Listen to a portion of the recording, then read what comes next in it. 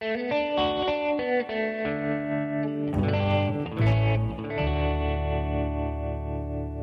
is History for Cocktail Parties with hack historians Thornton Kennedy and James Ottley. Welcome to History for Cocktail Parties.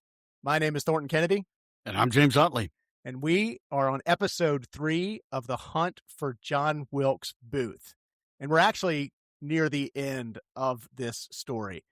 To review, John Wilkes Booth shoots the President of the United States, Abraham Lincoln, April 14th, 1865. James, you say it was at 10:15 that evening. I say it was at 10:20. And we have now gotten, I believe, to Tuesday, April 25th. They've been on the run for 10 days, however long that is. Was not a math major. And they've gotten from Maryland into Virginia, where John Wilkes Booth assumes that he will be on the gilded path to freedom, but it does not work out that way. That's right. The plan goes awry.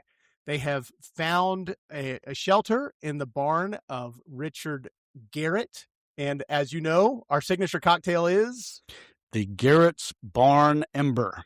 A little foreshadowing there. And for those of you who are curious, a Garrett's Barn Ember is bourbon, maple syrup, little bitters, and a burnt orange peel. And my gosh, is it delicious. It is, and it packs a punch. So cheers to you. Cheers, James. And Colonel Lafayette Baker is closing in. He is the man that, is it William Seward or Edwin Stanton hires? They both hired him, and he is staying back kind of in the master control room. His cousin, a little bit confusing, but his cousin is Luther Baker, and you're right, the New York 16th Cavalry is closing in on John Wilkes Booth. The story gets hotter from here. That's right.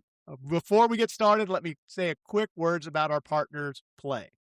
History is full of lessons learned, and one of the big ones is that those who don't take action get run over by those who do. Play is a full-service ad agency that helps brands find their spark or reignite it. Their team of creative, quote, players, end quote, turns bold ideas into action with smart strategy, design, and digital know-how, helping new businesses launch strong and established ones move forward with fresh energy. Ready to grow your business? Get a free marketing consultation today at goplaydesign.com. That's goplaydesign.com. And we appreciate your support, Play. We truly do. Now we are in the final day of the hunt for John Wilkes Booth. That's right. Pick it up, James. Will do. Luther Baker and the cavalry, they arrive in Bowling Green. We talked about last time. They are headed to Bowling Green because they believe that Willie Jett is there. He's courting a young lady whose father has a hotel there. And they've been given this information that he is probably over there courting Miss Goldman, and that Willie Jett had been one of the cavalrymen that had assisted and rode across the river with Booth and Harold. So the cavalry arrives in Bowling Green around 11 p.m., April 25th. For those that do know math, that's about 10 days after the fact. Nothing against Belmont Abbey College. Nothing. They find the Star Hotel. That's the one that's owned by Mr. Goldman. And they find that by midnight. And again, they're looking for Willie Jett. They think if they find Mr. Goldman's daughter, that Willie Jett will be there too. And they are right. Willie Jett is indeed there at the hotel with Goldman's daughter. They pull him out of bed, and right then and there, Jett, he knows the gig is up. Crumbles like a graham cracker. That's right. Falls apart. That's right. And he betrays Booth, tells the cavalry exactly where he is. He says, look, they're at Garrett's farm. It's on the road back towards Port Royal. And Detective Luther Baker is realized that they've stormed right past it, and the cavalry storming by 25 horses. That's with David Harold standing in the front yard watching all of these soldiers ride past looking for him and John Wilkes Booth. So they pray that Booth and Harold have fled. Point. They would assume that they saw them come through and they're gone. Right. But as we discussed, maybe even back across the Rappahannock River. And in the last episode, we discussed the fact that someone offered to take them that night to get out of there. And they said, no, we're good. Yeah. We'll leave tomorrow. Yeah. Interesting. Yeah. Crazy. Yeah.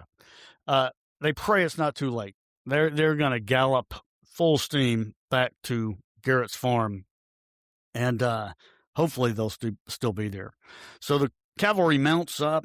They gallop off. They're headed to Garrett's farm. 2 hours later, they arrive at the farm. It's 2:30 a.m. And this is Wednesday, April 26th in the morning. 11 days. Yep. Since. Thank you. You're welcome. 16th New York Cavalry, races up the dirt driveway. Dogs start to bark. I mean, it's a big commotion. That they are locked inside of the barn. That's right. Garretts are suspicious. They think that they are horse thieves, and they lock John Wilkes Booth and Harold in the barn. That's right. But they can't get out. Exactly. And they wake up. They hear the dogs barking, and they realize, oh my God, we can't get out. We're locked in. And so they scamper to the backside of the barn, and they try and kick out a board. They can't make that happen. It's too strong. And Doherty and Baker, Captain Doherty and Luther Baker, knock on Garrett's, probably pound on the front door. Oh yeah, this is a bad for Richard Garrett. Exactly, and he doesn't know anything. He's suspicious, but I forgot about this.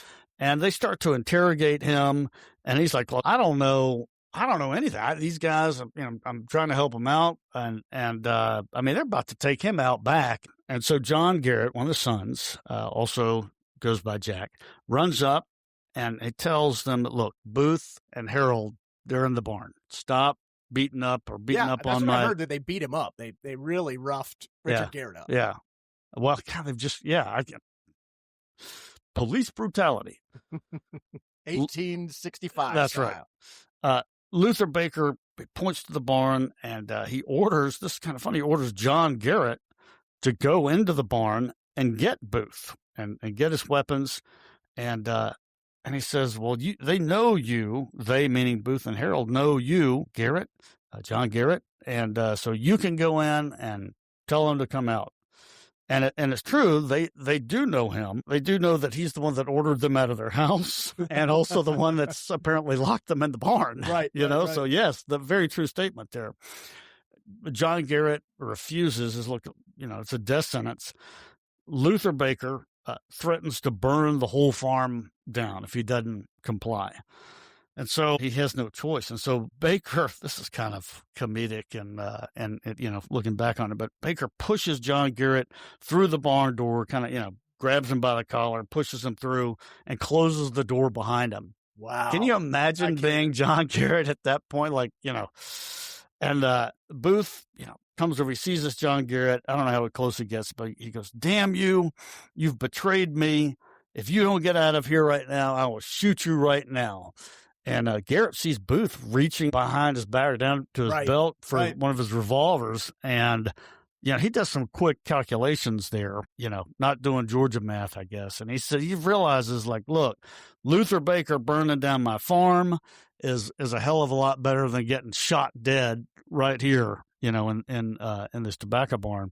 And so Garrett hightails it out of there. I guess Baker lets him out, and Baker says, what happened? And he tells him. And so Luther Baker, Colonel Conger, who we talked about, has been brought along. Everton Conger. Right. Lieutenant Doherty, I might have called him Captain before. Lieutenant Doherty, who's who's the commanding officer of the actual cavalry unit. They kind of have a powwow, and Baker, Luther Baker, is kind of deputized as the official spokesperson for the group, kind of the hostage negotiator, of sorts. It gets kind of funny at this part because you've got, 25 armed soldiers, 15th New York Cavalry. That's These right. Are not farmers. These exactly. Highly trained. Battle tested. Yeah. Highly trained killers, Baker shouts out, "I want you to surrender, Booth. If you don't, I'll burn this barn down in 15 minutes.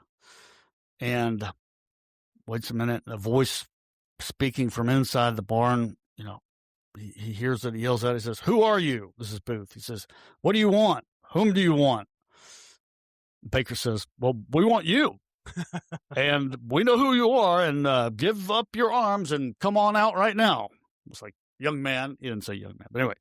And so Booth stalls, and he says, let us have time to consider it.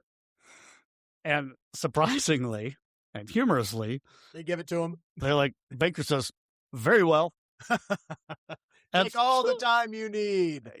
I mean, like, if you just think about the situation here, again, 25 cavalrymen, trained soldiers, and they have the assassin of Abraham Lincoln cornered, dead to rights. Yeah. And they're negotiating. Exactly. And so in the meantime, Booth and David Harold, they get into a heated argument. Harold is done.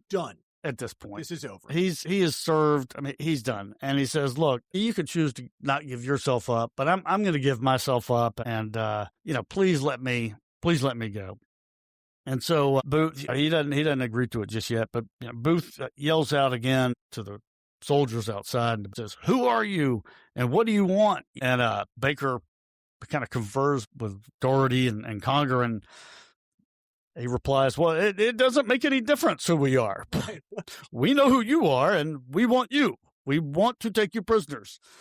And Booth says, well, I'm all alone. There's no one with me. And they say, well, we know there are two men in there. Two must come out. And then Booth, this is kind of interesting. He says, well, this is a hard case. It may be that I'm to be taken by friends. He's hoping that maybe these were somehow Confederate soldiers. He's just lost his grip on reality at this point. He has. Totally has. Says, and he's finally willing to let Harold surrender at this point. He says, Captain, Captain, there's a man here who wants to surrender awful bad. And they tell him, okay, well, hand out your arms. And they ultimately let Harold come out. Right. Yeah, surrender and come out. But he leaves all of the arms with Booth. Booth isn't going to let him take any weapons with him. I did hear that Booth called Harold a coward. Oh, did he? Yes. The biggest coward in the world calling Harold a coward. That's crazy. Harold comes up with his hands up. They take him into custody. And it's probably about 3 o'clock in the morning. Right now. Right. And so they're not that far away from a daybreak. And this would, if they wait, they're sitting here waiting around. If they wait until daylight, that's going to bring a huge advantage to Booth, because the manhunters are going to be illuminated with the light. Perfect targets. He's got a Spencer carbine. Yep. Right. And they're with him. Outstanding weapon, at close range. And he's going to be able to, he could pick them off one by one, Colonel Conger wants to just go ahead and burn the barn down. Only danger with that is they got to get up close to the barn, and whoever does that to try and light it on fire, Booth could shoot them. So, you know what they do? Just like they made Garrett, one of the Garrett boys, go in and try and get him to come in. They recruit one of the Garrett boys again, grab him by the cuff of their shirt, and says, look, you go up there, you grab some hay, and go up to the side of that barn and set it on fire. Garrett's like, all the hay's in the barn. There's no hay out here. It's all in the barn. Says, we'll get some sticks, and so reluctantly, Garrett grabs some sticks and he goes over to the side of the barn. And Booth, he's no dummy. He sees what's going on. He sees what's about to happen. And so he walks over to the side of the barn where this poor scared kid, is trying to set fire to the barn. And Booth says, literally 1 foot away. This has got to be so chilling, if you're that kid, says, young man, I advise you for your own good not to come back here again. If you do not leave right now, I will shoot you. This kid, wow, here's that. That's enough. He takes off. I mean, he's not having any more of that. So at this point, Booth yells out to the captain, I know you're a brave. This is crazy. This part's really crazy. He says, I know you're a brave man, and I believe you to be an honorable one. I am a cripple. I've got but one leg. And if you will withdraw your men in line 100 yards from the door, I will come out and fight you. And says, Captain, I consider you a brave and honorable man. I have had half a dozen opportunities to shoot you, but I did not. And at that point, Baker looks down at the candle that he's holding. It was like, oh, crap. Drops it, snuffs it out. I thought that was kind of a humorous part. So, Booth right here, he has just challenged 26, 27 men to a duel, right then and there. Baker says, no, we didn't come here to fight you. We simply came to take you prisoner. We don't want to fight with you. And while all this is going on, Colonel Conger's going up to one side, other side of the barn with kindling, ready to set the barn on fire. Booth, again, he offers us, if you'll take your men 50 yards, not 100, but 50 yards this time, I'll come out and fight you. Just give me a chance. Again, Baker declines, and he says, well, brave boys, you're going to have to prepare a stretcher for me. And at this point, Conger's like, all right, I'm lighting this. Yeah, this is lighting this thing up. Enough of this. Yeah. Enough of this conversation. Back and forth. And so there's a little bit, I guess, kind of leads in a little bit of controversy here. One of the cavalrymen is a guy named Sergeant Boston Corbett. Right. Different from Conger. And so he actually sidles up to the barn and raises his pistol and kind of locks it on Booth. And he the barn starting to go up, the fire starting to light, starting to catch, and he can see Booth in the barn. Right. He's illuminated by the flames. And Booth is originally Booth was trying to stamp this. He did. He was going around and trying to put the fire out. No chance. No chance. And if your barn is about to burn. Brilliant. If your barn is about to burn, you better hope that you've got insurance. And the best people for insurance, without a doubt, Sterling Seacrest Pritchard. They are one of the Southeast's largest privately held insurance brokers and quite possibly the only agency brave enough to tackle everything from construction mishaps to healthcare misadventures, logistics disasters, real estate whoopsies, and even ransom notes from hackers who apparently have never heard of two-factor authentication. When it comes to your home, your business, and all the weirdness life can throw your way, SSP has you covered, usually before you even realize you need it. For a friendly guide through, wait, that can actually happen, to, do I need a lawyer? Call 678-424-6503 or visit sspins.com. That's sspins.com. And thank you, Sterling Seacrest Pritchard, for your support. Truly appreciate it. Right. He's got him in his sights. This Corbett does. Yeah, but he holds his fire until he sees Booth taking aim with his carbine. Right. And he didn't know who Booth was aiming at, but when it looked like he was about to shoot, right, Corbett fires. Right. And takes Booth down. Booth drops to the ground. Again, severs his spine. Is that right? Yeah. That drops him. Yeah. That's the whole story. You can't feel his hands. Yeah. Yeah. And so he's in there, the flames are going. And so with that, there is an image I have in my head, and I think there's a painting of this, but it's John Wilkes Booth on the crutches with the carabine rifle and the pistol. There's no walking away from this. Right. Either way he looks at it, and the same was true for Harold, you're going to be put to death by the United States of America. Right. So you're either going to die in a few weeks or you're going to die right here at Garrett's farm. Yeah. And John Wilkes Booth clearly makes the calculation, I'm going to die right here at Garrett's farm. Right. And interestingly, he had told his sister years before, like when they were children, that kind of this prophecy. He said, I will not die by drowning and I will not die by fire. Oh, interesting. He didn't? Oh, yeah, he didn't. He got shot. They pull him out of the barn. That's exactly right. They put him on the front porch of the Garrett house. So orders not to kill him. Yeah, and I don't quite understand. There was no dead or alive. They wanted him to come in alive. Right.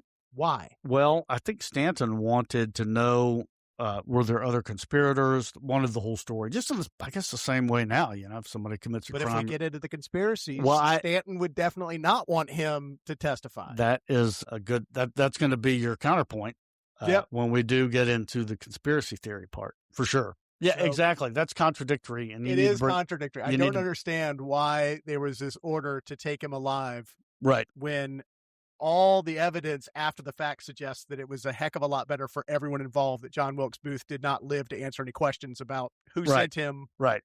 If you believe the conspiracy theories. If you believe the conspiracy theories. So they take the body to it takes him. I think he dies. He dies on the front porch. Yeah. He has a couple of famous last words. He says, he's so dramatic. Yeah. He's such a thespian. Right. Tell my mother I die for my country. Yeah. And his last words are, because it severed his spine, it Yeah. shot him through the neck. He asks a soldier to lift up his hands, and he looks at his hands. His last words are useless, useless. Interesting. Huh. So he dies 7:15 that morning.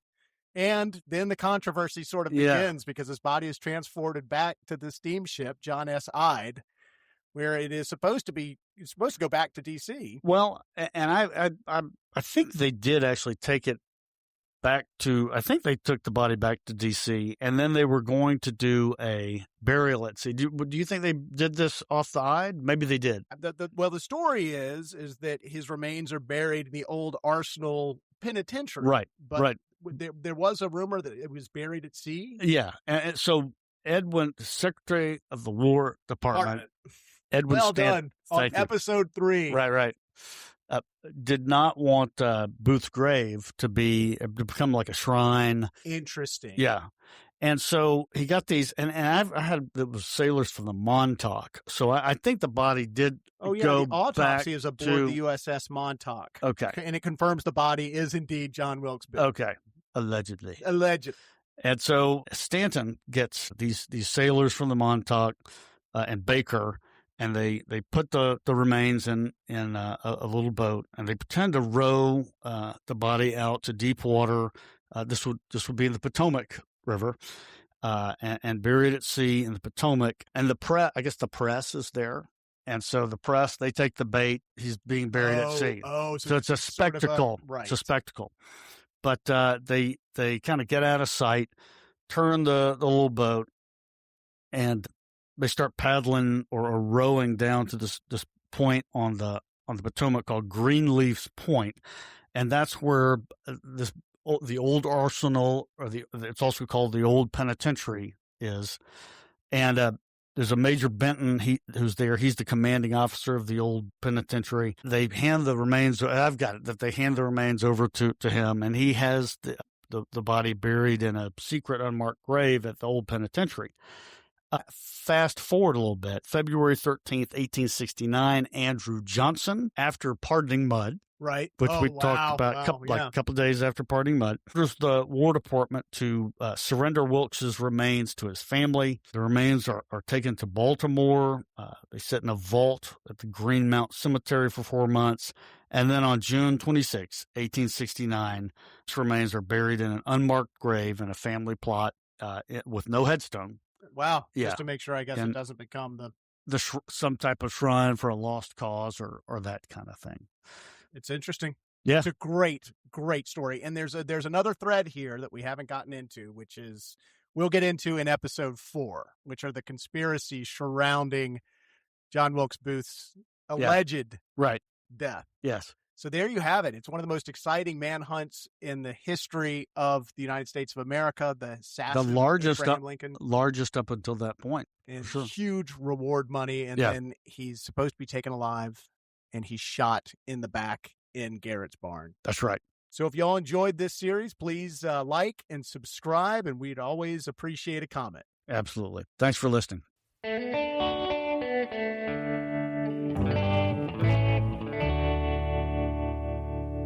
This is History for Cocktail Parties with hack historians Thornton Kennedy and James Ottley.